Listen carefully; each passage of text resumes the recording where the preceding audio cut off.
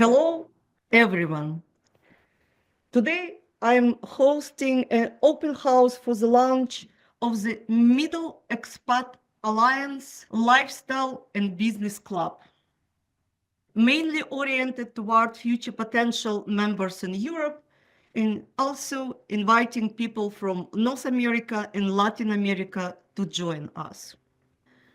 The main goal of my new project is to empower, inform, and support professionals aged 50 and beyond throughout the relocation journey. We aim to provide resources and practical advice from the relocation initial decision-making stage and with helping hands to lead to landing at the new matching destination country and helping to adapt and adjust to the new culture. Additionally, we are aiming to connect future 50 plus professional expats from North America with established English speaking expats in Europe and Latin America.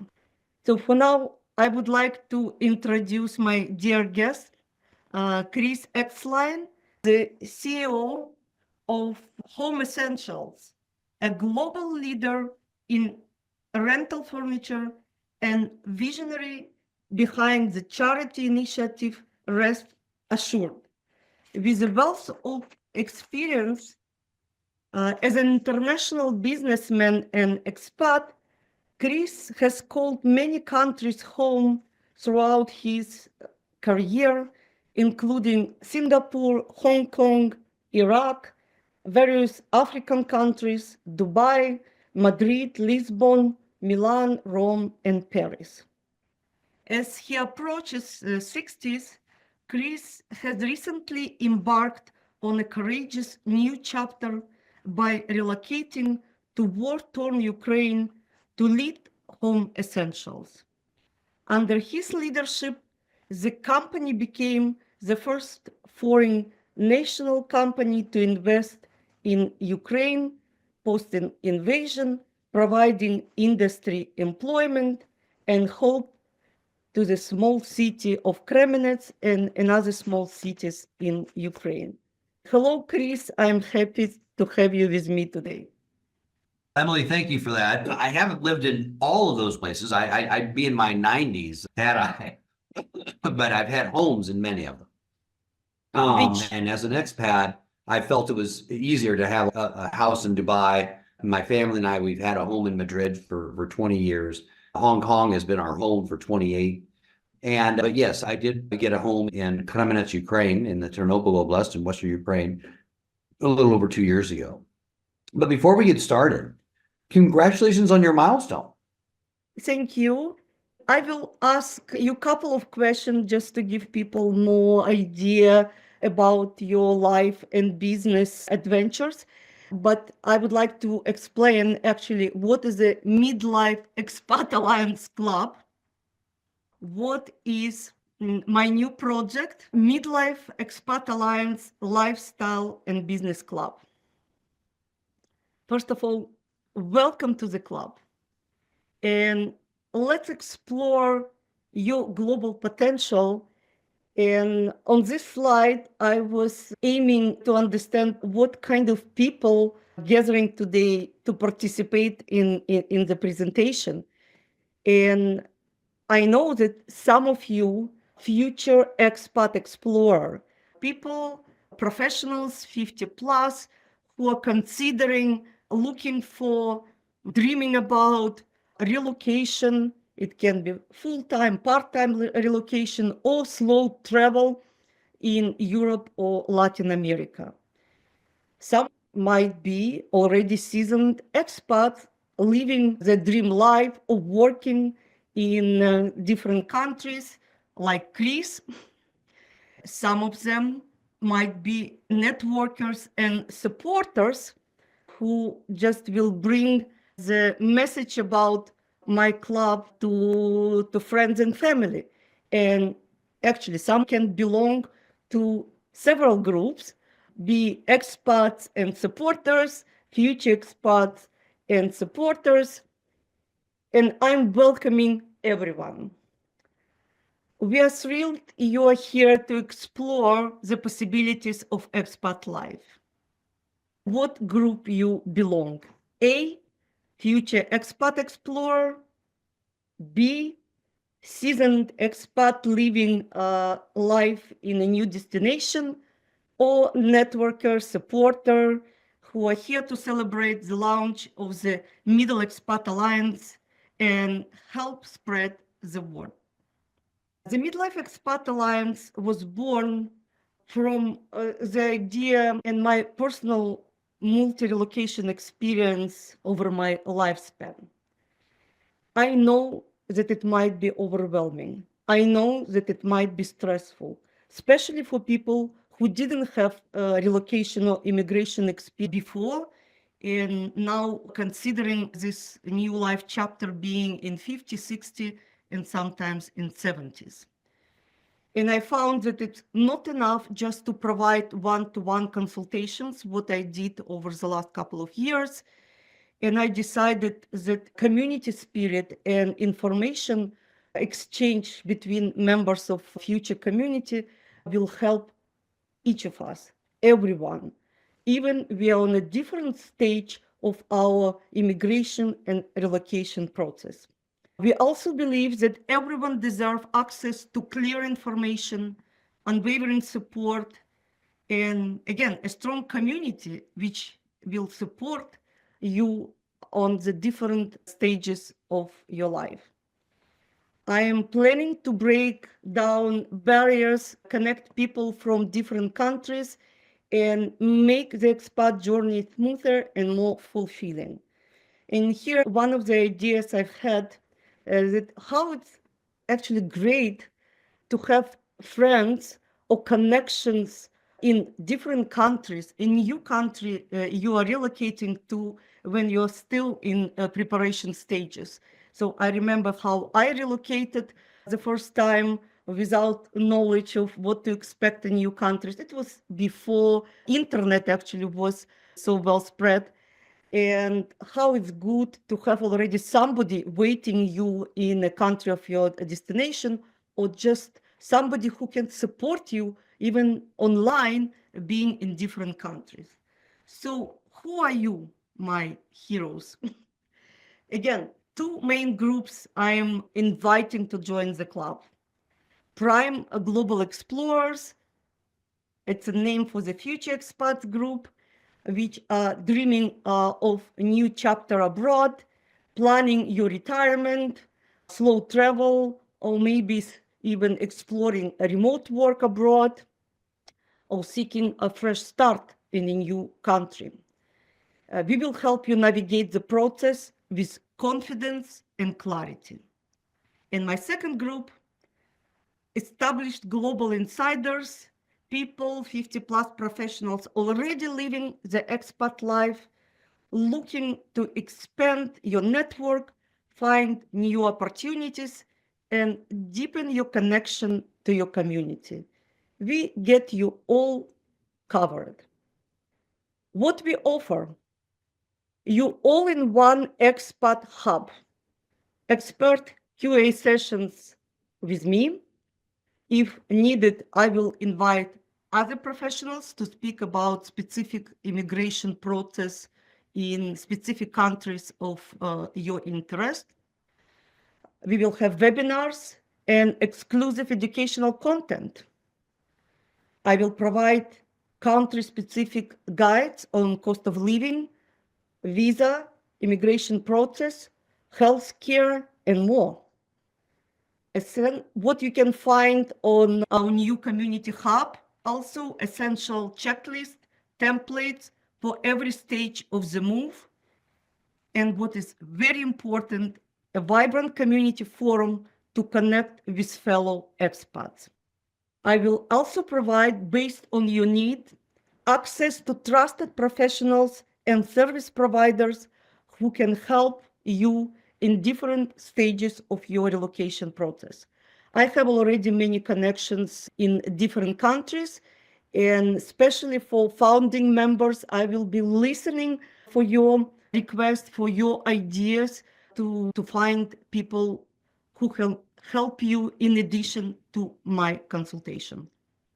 We also offer resources that will empower you to gain the clarity, to make informed decision about your next life chapter, to build the confidence, because process, again, time can take some time, maybe even years. I'm speaking about starting from considering relocation to adaptation in the new country, and find community, connect with like-minded individuals, share experiences, and build lasting friendship. And who knows, even business together. We are all professionals. We have experience. We have connections in different countries. We have our own experience of having business sometimes in different countries. So here I believe will be very good soil for collaboration and future business partnership. And as I'm launching this new initiative and I'm looking for founders for the new members from the two different groups, future expats and already established expats, I am offering the very special discount price. Sign up today for a lifetime membership at just $29 per month. And if you will be with us all life, it will be your price. If you will decide to get out, you will get back. Again, welcome, but with the price it will be available at the moment of you joining. But for now, join the Midlife Expat Alliance today and start your journey towards a more fulfilling life abroad with confidence, clarity, and community. If you need more details about what club is offering, you can visit, and I'm asking you to visit my page on website emilybron.com/expat-club. And if you are ready, you need to think, you can scan the QR code you see now on the screen and join my club. And it was my presentation for now. And you probably thinking, actually, who is Emily Braun? I told a little bit about myself as a owner of international lifestyle consulting company, but I will give opportunity to my friend, expat, international expat and businessman, Chris, to tell my bio, to speak about. Emily, I think your bio, your credentials are widely known. You are truly one of the visionaries of global expatriate relocation and a visionary in the field, and people from all over the world look up to you and what you've been able to do and articulate. I would probably just ask you, what are some of your highlight experiences over the past 20, 30 years of whether it's been in Mexico, Toronto, or Moldova? Where do you see those of us that are expatriates, career expatriates, where do you see the industry going? Because we need a network like yours. We need a network like yours because many of us now, as the world, starting in the late 90s, early 2000s, was a golden age of relocation. That was when the industrialization and all the globalization was taking force. And there were so many resources, too many actually, to assist people. And now, hold on a second, too many now, then, and now expatriates are, gosh, wondering where to go. The corporate resources that were once so readily available are not there. Finance departments have scaled back packages.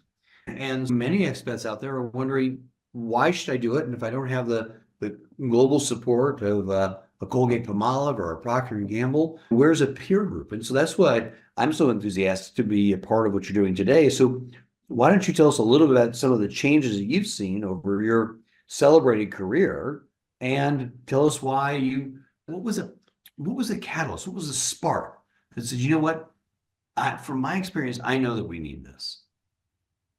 I would like to outline that over my last several years, I'm actually not working with companies, with corporations who are relocating people abroad for different work assignment.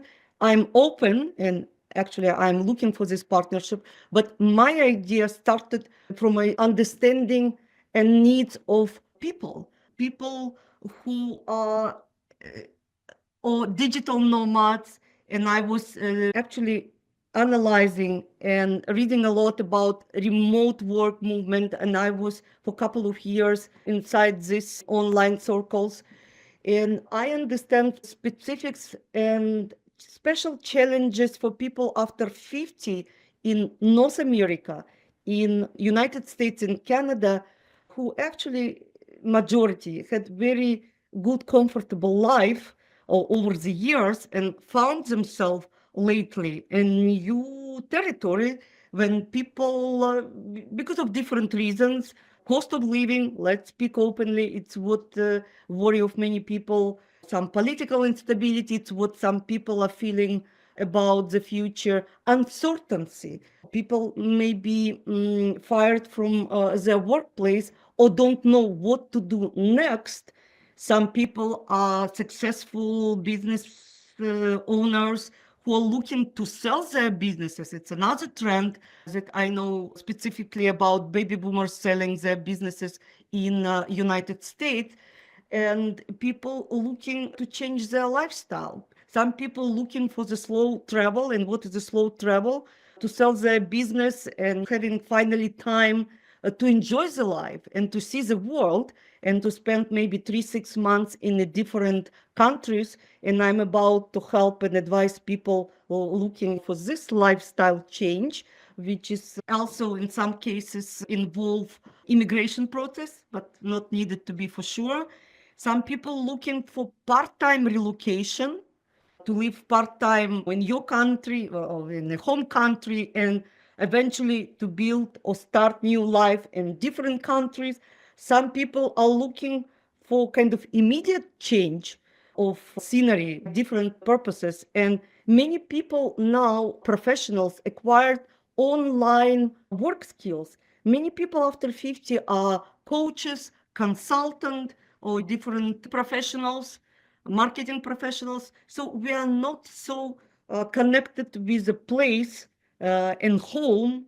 And for people who have adventurous spirit, there are opportunities to move abroad. But again, what to do, where to go, my approach to listen to each member, to understand what people need, and even being in the different stage of their reinvention or relocation process to find small and big solution. Speaking about the big trends, again, people have different needs, people have different aspirations and different budget.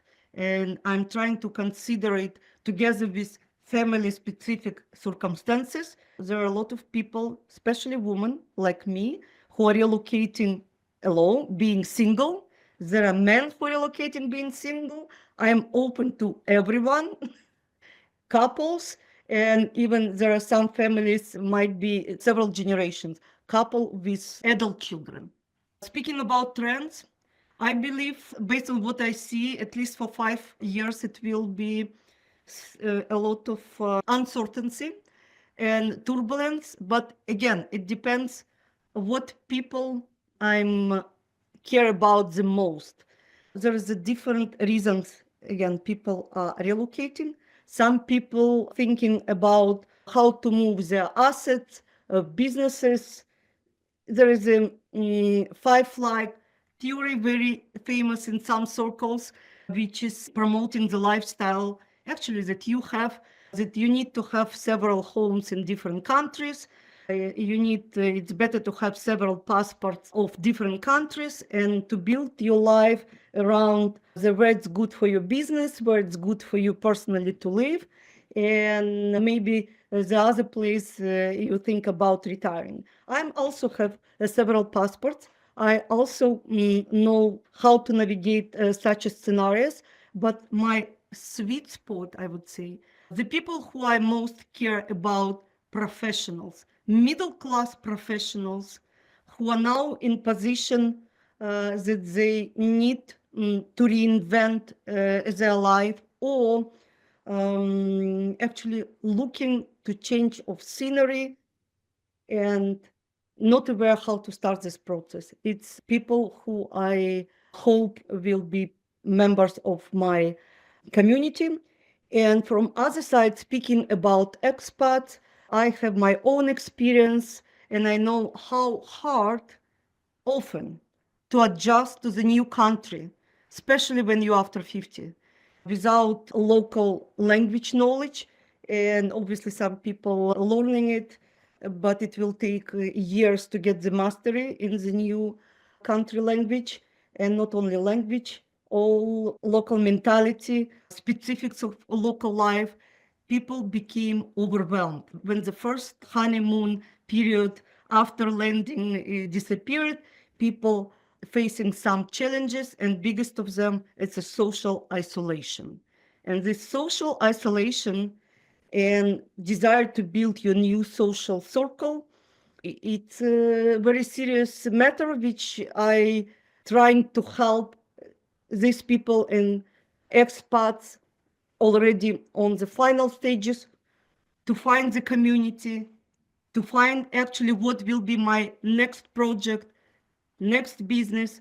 What I noticed also that some people who already relocated a couple of years ago, say to Portugal, Spain, or other country, because of changes, political, economical in Europe, actually all world is going through the changes. Some people found that they need additional source of income.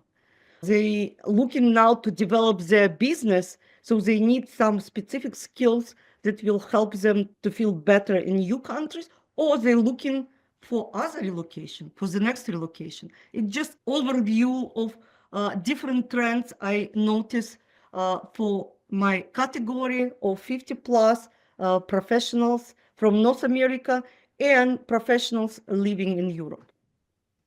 That's outstanding. I would also say, Emily, that let's not discount those of us that are over 50 wanting to make a contribution. I think a core driver of wanting to be an expat is that we've acquired skills over our career, and we feel that there's a viable way for us to make a contribution.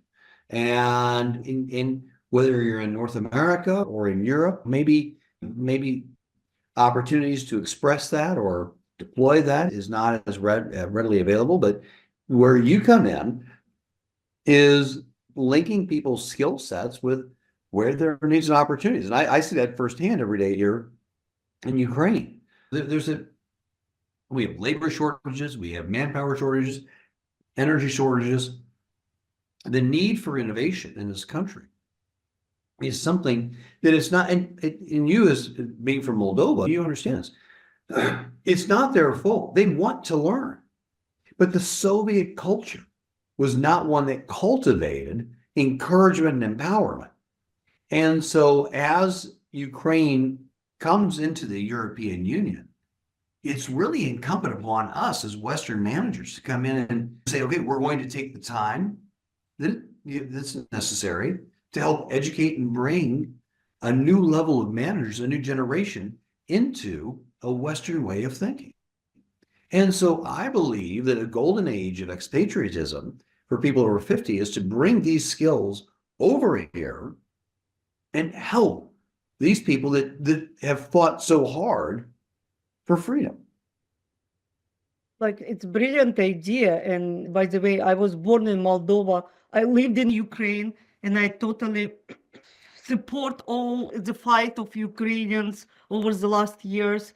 I know how hard you are working, and I really commend you for your initiatives in Ukraine, being on the ground and actually trying to develop different humanitarian initiatives in Ukraine. I know how you committed to develop your business to provide home essentials to people of Ukraine. And I believe with people like you and others, there will be even more opportunities to communicate in between business people. And yes, people after 50, 60 have a lot of experience which they are ready to share, to mentor others who need it. And I can share with you and with everyone that this year my plans are moving me again to Latin America. And at summertime, I would be going to Argentina. I will spend almost months in Argentina and Uruguay. And I already looking at, and have some business connections in this region, because I see the opportunities, new business opportunities, requirement for professionals in this region. And as we see now, there's a lot of changes. But look, I don't rely on any government, on any big organization, but I still rely on people. I rely Yes. on like-minded people. I'm fully independent. I'm not working for any real estate company, for any immigration office in any country. My focus is people, how to find the place where you can enjoy your life, what you can do to actually utilize your skills and experiences, including business experience after 50 and 60. And I really looking forward actually to have a business marketplace, but it's my big vision. It's my big vision. And I'm also planning to bring coaches and consultants who would help people who need the skills, business skills, but it will be stage 2. I'm just sharing my big vision, which is sometimes bigger than me, but I know it's what people are needed. Well, Today, I'm Emily, that's why we support you, because I can tell you, as someone who's lived in Ukraine, someone who understands the Soviet mentality, people from the West don't know who to connect with over here. And you've been here, and you've seen it firsthand. People are wanting to help Ukraine. People are wanting to do business in Ukraine, but who do they talk to? They can't talk to the government. The government isn't readily trusted by many people outside. They don't know who to talk to. So we need a conduit, like you, to help link expats with opportunities based on their skill sets. And that's why I'm so excited to be here on one of your inaugural podcasts and inaugural programs to help launch this, because it's the expats that have these experiences. It's only those expats. We can talk about youth all we want, and youth is great, the enthusiasm, the energy, fantastic. But it's the experience of the expatriates. It's not someone that has sat in a suburb of Chicago their whole life that's all of a sudden going to come over here and understand how to teach Ukrainian or other people. Only expats that have a cultural sensitivity, cultural awareness, and a cultural aptitude. What I mean by that is the ability to quickly understand what the cultural mores are so that you can be an effective manager. And we need you to help us provide those opportunities so that we understand exactly what best to go. Because as you and I both know, more than others, and as the worst thing is a failed assignment. So what I see, and one of the reasons I'm so happy to be part of this, is I see you as someone that mitigates the risk, that helps people understand, because us older expats, we know what failed assignments are. Either we've been a part of one, or we've known tragically people that have been a part of one. We know the difficulties of repatriation. You can explain, help these people understand how not to have a failed expatriate assignment by linking them with the right people. So I applaud what you're doing. Thank you very much. And now we get to the moment that my second dear guest, Rosemary Boynton, join us. So a couple of words. Hello, Rosemary. You can unmute yourself. And Rosemary Boynton, a professional expat originally from the UK, a certified content marketer and SEO strategist now, who writes about people having fun to keep themselves healthy. Formerly an international business lawyer, she has thought fun and adventure living, working in 13 countries and visiting many more. And I remember, Rosemary, you mentioned to me that you worked and lived, by the way, in Ukraine and Russia as well. Yes, I did indeed. providing some expertise, I don't know, to government or to what level, years before. Now, for years, Rosemary settled in Lisbon. She embraced Portuguese culture. Rosemary thrives on 30-day fun and health challenges, which I hope you will tell us a little bit about, and enjoys learning new languages. She writes about aging and active living and advises aspiring expats and career changers.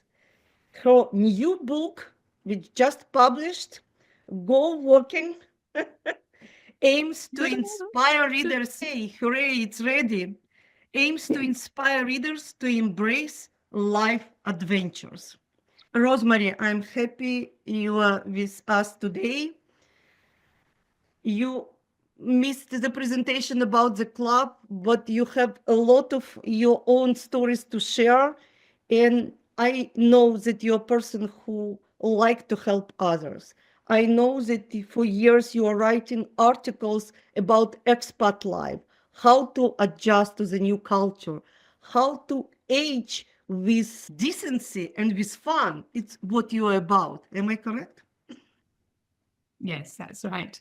Yes, I'm quite passionate about turning your older years into the best time of your life. I think that it's quite easy for people look at teenagers and they see them on the brinks of their career going through these enormous changes and having to select a career in their life path and all the rest of it. But actually, you've still got it when you get to the end of your working life, you then have got some decades normally to fill, and how are you going to do it? And it's for some people, that adjustment from being part of a corporate identity, perhaps. And I try to suggest ways that help with that transition and to help people achieve a better sense of identity, not as in terms of their work identity, which is often people identify themselves by, because in fact, you've got a great time ahead of you, just like teenagers have. Of course, isn't hold true for everybody, because everybody has their problems and health and accidents and life catches up with you, but you can still make a lot of effort and to direct your life in a way that means that you get more out of it than you ever thought you could. So that's my passion at the moment. I spend my life researching what we can do and thinking of fun ideas. And today I was looking at foreign recipes, changing the kind of food you eat, just because it's interesting to eat different foods.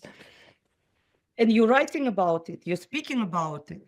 And I know that you're very active in your life. I will write something about it eventually when I've got together a collection. I've got 6 or 7 things which I've found so far. Are you still active in windsurfing? You just amazed me by your windsurfing expedition. Oh, well, no, I haven't done any windsurfing for quite a long time. Actually, my passion is sailing bigger boats. I bought a boat in Canada some years ago and sailed it back across the Atlantic with my husband and my brother and some friends. And that was a really great adventure. That's the kind of thing I mean about having fun when you're older. Obviously. And I believe with recent technology and medicine advancement, we still have 20, 30 years of active, fun life if we are active. If we're active, you're absolutely right. And that's why I chose to make the first thing that I did a book on was on Go Walking, because it doesn't jar all your bad knees and, you know, the aches and pains you have in your back, but it can actually help develop the muscles that keep it better in place and so cause you less pain and less trouble if you walk regularly and exercise in that way. But lots of people find it boring. It's just like a chore, a routine. It's no fun. You just think, oh my God, I've got to go to a walk. I don't want to. what am I going to do? Now you have to think of something fun to do that changes it from something you take like nasty medicine to turning it into something that you really want to do because it's a lot of fun. So I started with the walking part of it. Yeah, I like walking, by the way. I say hiking Yes. because it's really refreshed my mind and give new perspective. Absolutely, it does. It does, definitely. And I that's my passion now. But I managed to have this traveling life as an international lawyer. It happened by chance, really, but it started with the fact that I made sure that I could speak good French. And I eventually got, when I was a young lawyer, got sent to Brussels to the European Union. And so worked there for a couple of years. And because of that experience, then got sent to Hungary. Hungary was a completely different cultural experience because it was in the early 90s and it was coming out of the USSR. And but there was lots of restructuring going on and an awful lot of work. And because the fact that English law was the favored law in East for structuring deals, because it's not as far away as America, and also the English courts were recognized as mainly being very fair and not as corrupt as some of the countries that were trying to seek a new destiny and a new culture. And that was absolutely fascinating. And that experience then led me on to all sorts of different projects. And you mentioned Ukraine. I went to Ukraine for a year, and I was the counsel for English Law Counsel for Donetsk Steel, and which everybody knows the name Donetsk now, but nobody knew it when I was Donetsk Steel. We did a restructuring with some banks, and rather a lot of them actually, including the World Bank, and we worked on the deal for 3 years. And they got a very large loan indeed to take them out of their difficulties, to restructure their whole capital. And now, of course, I'm wondering what on earth has happened to the people that I knew there and whether they've survived and how they're getting on in the current situation. So that's... You can connect with Chris. Chris lives for several years already in Ukraine, actually in Western Ukraine, but good connected lately. And I believe you have experience, so you will find a lot in common. But speaking about expat life you have for years in Portugal, and Portugal is one of the most popular countries, I would say, for North American and for Europeans to take retirement. How, after living and working in certain different countries, you landed for retirement in Lisbon? So how this expat life in Portugal affected you, and what did you learn about yourself, about Portugal and Portuguese people after years of living? Because I actually enjoy sailing on the Atlantic rather than in the Mediterranean. So we came over to, but in the end, we decided that rather than having the boat here, we'd have us here and we put the boat somewhere else. So that's what we did. And we bought a house here, and that was a big adventure because to renovate a house in another language is actually quite difficult. But these days there are so many English-speaking people in Portugal, in mainland, and Lisbon, yes, there in are. Algarve, and Portuguese, by the way, better speaking English comparing with Spanish people, population. As someone who lives in Madrid as well, I'd say that the utilization of English is on the rise. Rosemary, wonderful to meet you. Emily, always a joy. I've got to jump off now. Yeah, sure. But I look forward to the next time that we can all communicate. Emily, congratulations on your new venture. Wishing you all the best. Thank you. I've had some question for you, but I understand and I appreciate your time. If you can ask it right now, I can answer it. If not, I've got to jump onto another call. Oh, okay. A short question, Chris. Short question. What advice would you give to others over 50 contemplating relocation abroad and possible change of the new life in their personal and professional aspects. Like I alluded to earlier, I differ or deviate a little bit from Rosemary. I would say have a strong talk with you, your family, your partners, or whomever. What are your skill sets and what could you contribute? If it's a lifestyle decision about where to live, then that's a different dynamic. And that's not really, I wouldn't say that's really being an expatriate. But Rosemary is a gifted lawyer, you and all of us that have executive backgrounds. Where can we make a contribution? Where would that contribution, where could we make the most impact? That should be the driving force for someone wanting to be an expatriate at post 50. Otherwise, it becomes a lifestyle decision. And that's really, that's not what I would qualify as an expat. Next question. Okay. I was curious. I know that you lived and worked in many countries on 4 continents. Yes. How have your relationships in the business world impacted your expat journey and professional success?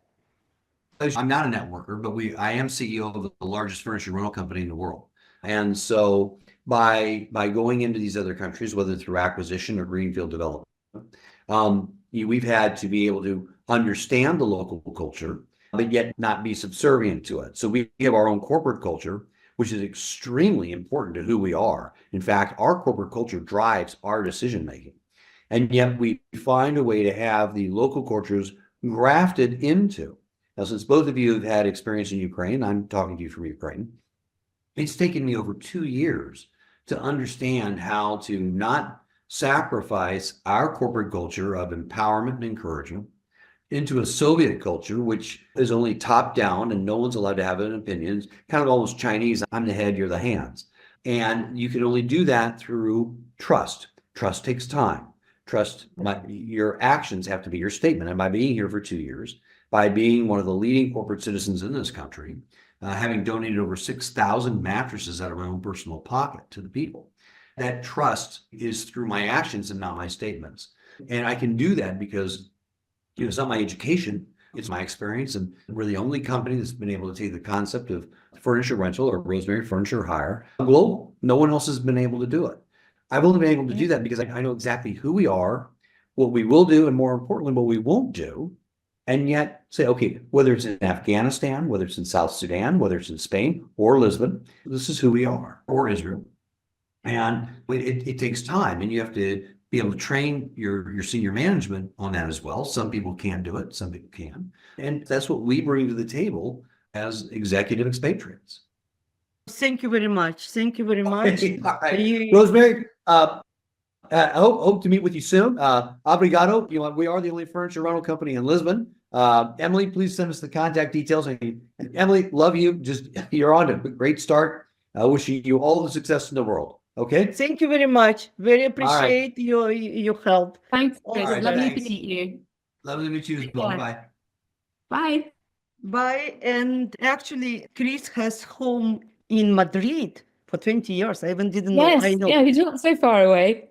Yes, and he has his company branches in Lisbon, Yeah. in Spain, in Middle East, in many countries. But his latest passion and responsibility, he moved headquarters of his company from Hong Kong, where he was living before, to small city Kremenets in Ukraine, to support Ukraine with his presence, with his humanitarian efforts, and developing furniture businesses in Ukraine, helping people who found themselves without essentials living.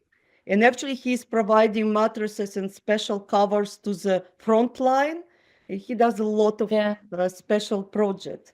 But coming back to you, Rosemary, and I know that you connected with expat community in Lisbon and probably not only in Portugal. Can you tell something about it? Obviously, when you move around a lot, you do collect a lot of friends in different places. And actually, you asked the question about what did your professional life contributed to that. A good example of that is that my husband is working on a project in Croatia and has been for some years. Partners he has found to work with him on these projects in Croatia are, in fact, former clients of mine. So they were people who had jobs with international companies and moved around and worked in different places. And so we put together a team from those people, and it has worked enormously well. Most of the meetings are just on Zoom because everybody lives in different places. And so that's a good example of how your work life can actually contribute to whatever you decide to do afterwards. I had enough of being a corporate lawyer. I actually retired, decided to do something completely different. So I've been writing and so on, as I've described to you. But I still help my husband and I still help out my son and my son-in-law on legal matters for their businesses. I still keep my hand in, as it were. Making friends here in Portugal, the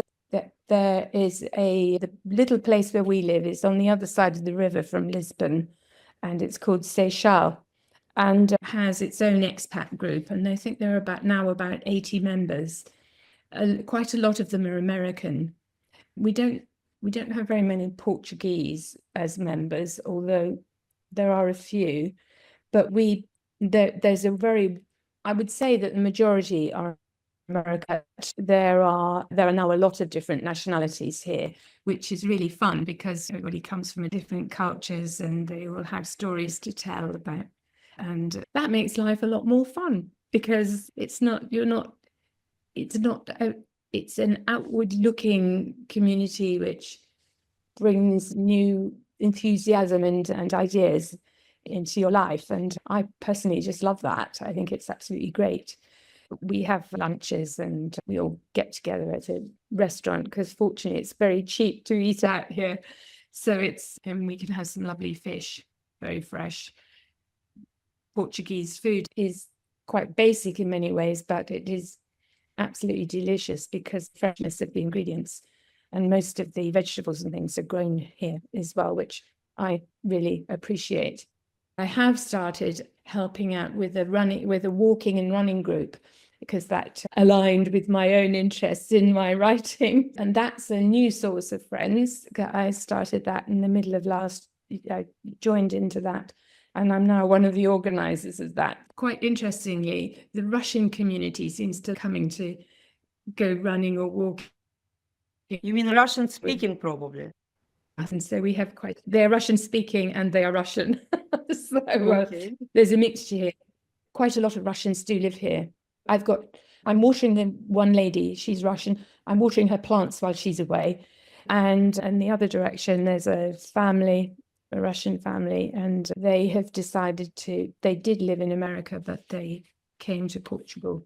I see. It's a different direction. It's very interesting to listen to your stories, and I understand that you actually go to person for people who are looking for updates about expat life or something about Portugal.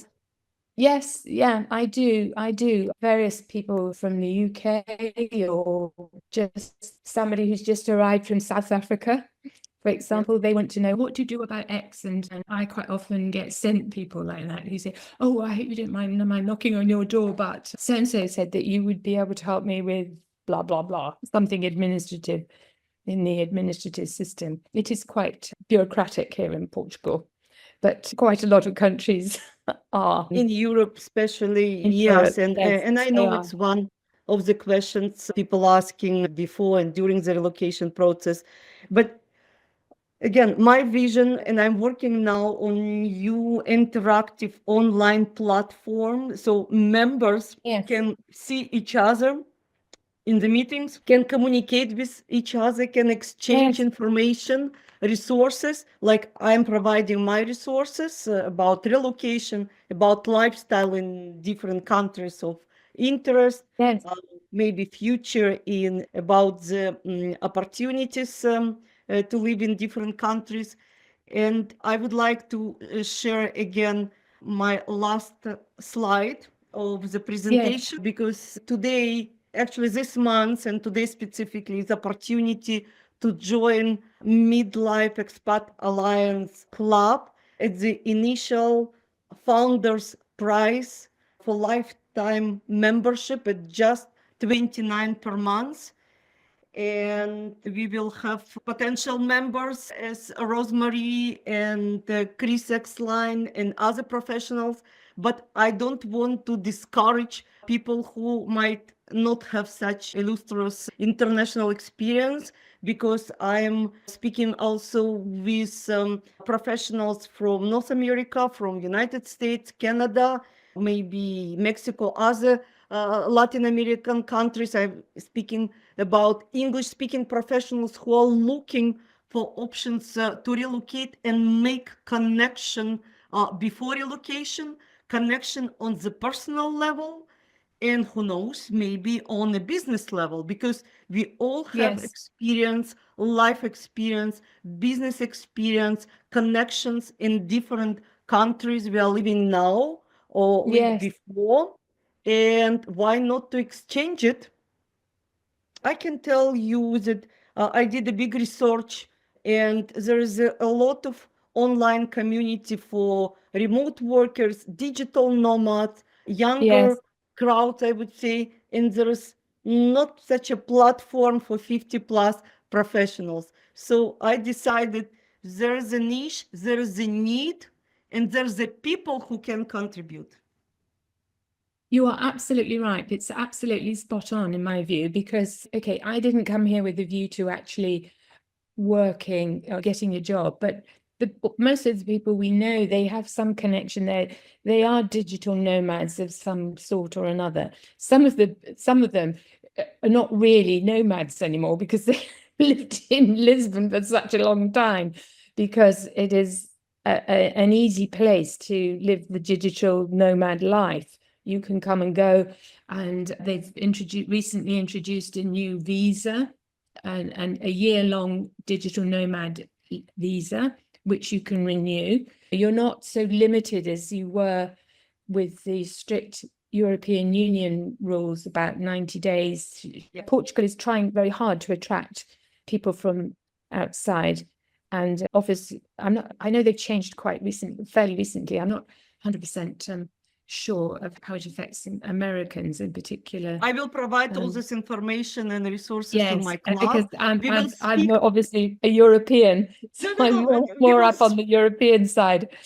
Yeah, no, but we will speak about each country, and I hope and believe we will have community members from different countries, including Portugal, who can contribute, because I will speak about immigration rules, changes, areas, location, and I will invite you and others to speak. It's what I mean, local insiders, because who better knows than you what's going on inside? I cannot live in all places. I can provide information. I know enough about Mexico. Yes. But that's part of the fun of being an expat. I mean, sometimes it's frustrating, but actually it's great fun to be able to sort of things that you take for granted in your own culture, and you have to do it so differently in another place. Personally, I find that's what makes life much more interesting. So I really enjoy the whole idea of moving from place to place. We're definitely here in Portugal for a long time, though, I think, because it's so comfortable for us to live here. It really is. It's okay to be comfortable. It's okay to enjoy your life. And you're in very good spot, kind of edge of Europe, close to North Latin America. Yes, and good connections, good flight connections with places. It's not difficult. Thank you very much, Rosemary. And I think on this we can conclude our open house for today. I was very happy to speak with you, Rosemary, and with Chris. I believe I will get questions after then. And again, thanks a lot for your time, and we will be in touch.